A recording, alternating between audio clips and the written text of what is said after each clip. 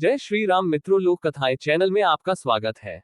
भारत के विभिन्न प्रदेशों, भाषाओं और विदेशी लोक कथाएं सुनने के लिए हमारे चैनल को सब्सक्राइब करना ना भूलें। लोक कथाएं। दुर्भावना का फल, उत्तराखंड की लोक कथा। दुर्भावना का फल, लोक कथा उत्तराखंड। गंगा नदी गौमुख से निकलकर उत्तराखंड में कुछ दूर तक जाह्नवी के नाम से भी जानी जाती है।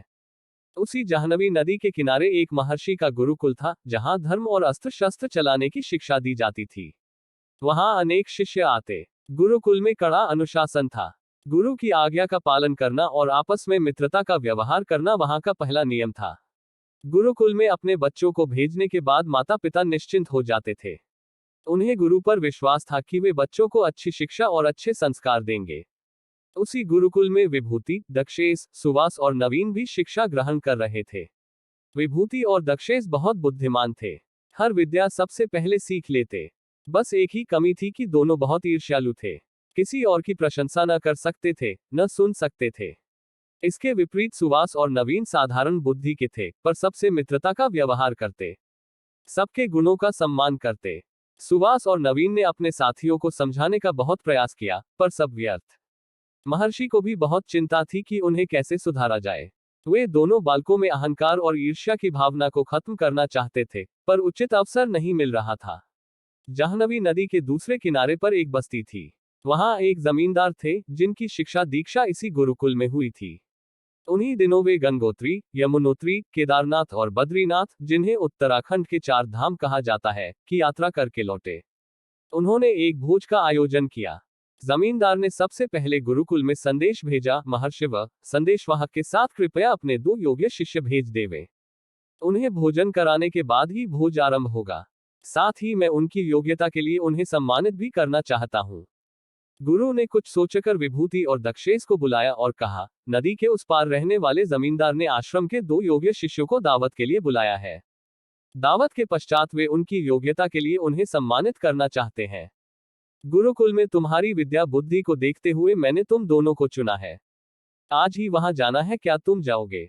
अवश्य, दोनों ने एक साथ कहा। दोनों शिष्य संदेशवाहक के साथ जमींदार के यहाँ पहुंचे। भोजन की सुगंध वातावरण में फैली थी। जमींदार ने उनका स्वागत करते हुए कहा, भोजन तैयार है, आप दोनों दूर से आए हैं।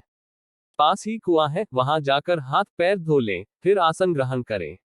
इसलिए कुएं का चबूतरा छोटा है, एक समय में एक ही व्यक्ति खड़ा हो पाएगा, अतः आप में से पहले एक जाए फिर दूसरा। विभूति झटपट उठा और कुएं की ओर चला गया। दक्षेश वहीं बैठा रहा। जमींदार ने दक्षेश से पूछा, जो कुएं की ओर गए हैं, सुना है वे गुरुकुल के शिष्यों में सबसे श्रेष्ठ हैं और बहुत बड़े विद्वान हैं। विद्वान? किसने कहा आपसे कि वह विद्वान है?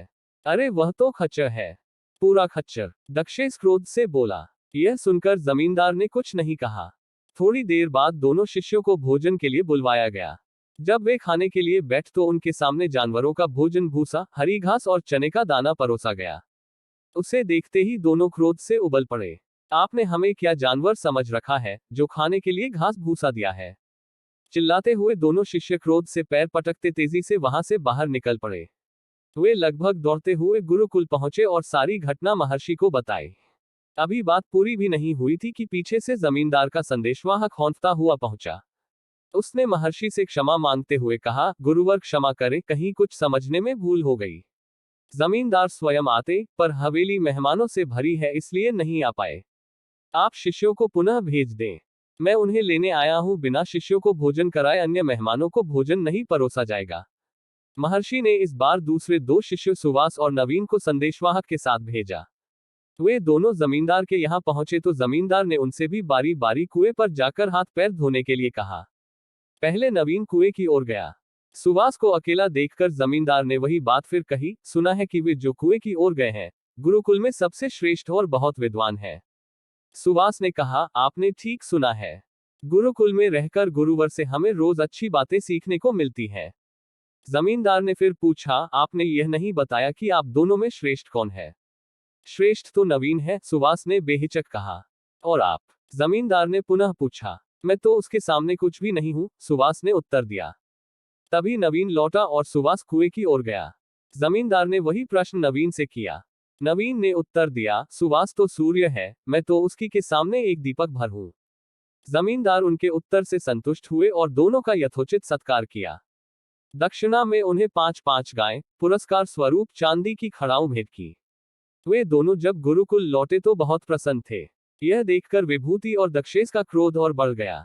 वे महर्षि के पास पहुंचे और कहा, हम दोनों आपके इन शिष्यों से अधिक बुद्धिमान हैं, फिर भी हम अपमानित हुए। आप सब जानकर भी चुप हैं और नवीन एवं सुवास की प्रशंसा कर रहे हैं। गुरु महर्षि ने उत्तर दिया, यह तो जमींदार ही बता सकते हैं, तो आप चलकर उनसे पूछते क्यों नहीं। दक्षेश ने हठ किया। महर्षि अनमने से चारों शिष्यों को साथ लेकर चल पड़े। जमींदार ने दौड़कर गुरु की अगवानी की और चारों शिष्यों को आसन दिया।